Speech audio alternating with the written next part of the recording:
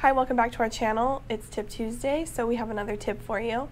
Today we're going to be discussing 3 things that are commonly looked for in realtors by buyers and sellers, and we wanted to discuss those 3 things as well as counteract them with 3 more important things that we think that you should find in a realtor when you're deciding who to work with.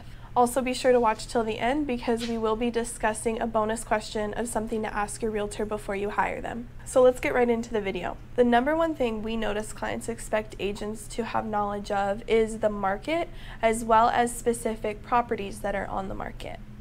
This one seems like a no-brainer. If you're hiring a realtor, you're expecting them to know about a specific property or just the market in general, right? And we do not disagree with that. But don't expect your agent to know everything right off the bat. What's nice is that you have a realtor that is ready and willing to find out anything for you. Plus, they have a number of resources they can turn to answer your question.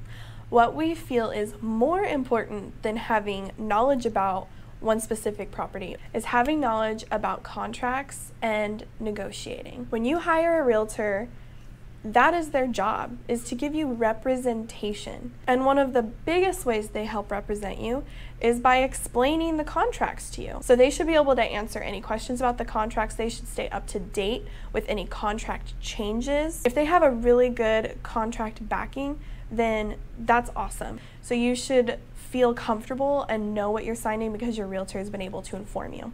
Number 2, something that we notice people look for in a realtor is the franchise that they work for. People think that if you get a good franchise or someone that's known, or maybe they're like a really luxurious franchise company or well-known, that they're gonna get the top of the line service. But an individual and the franchise are 2 very different things, so make sure you know what specific realtor you're working with. Look at their stats. How many closings have they done? What experience have they had in this market, in previous markets?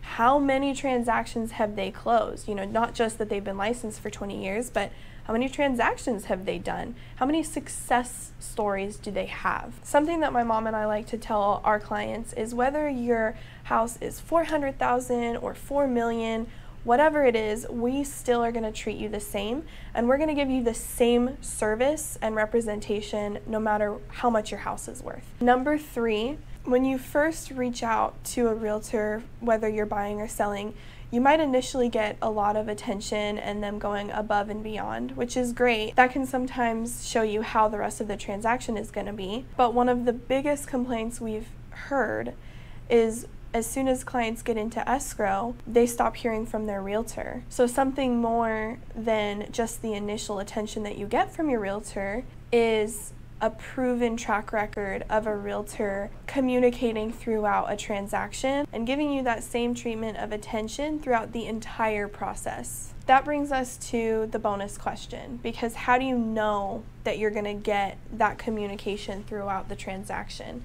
Right? You think that because they're communicating with you in the beginning, you're going to expect that same type of communication and service throughout the whole process, but that's not always the case. So how do you know? How do you find someone that is going to give you that service? We've done another Tip Tuesday on questions to ask your realtor when you're choosing who to hire to represent you. So your bonus question is, what is your percentage of repeat clients? In effect, you're asking them, out of all the closings you've done, how many of them were from clients that have bought and sold with them several times? 1, it shows the agent's experience and client retention.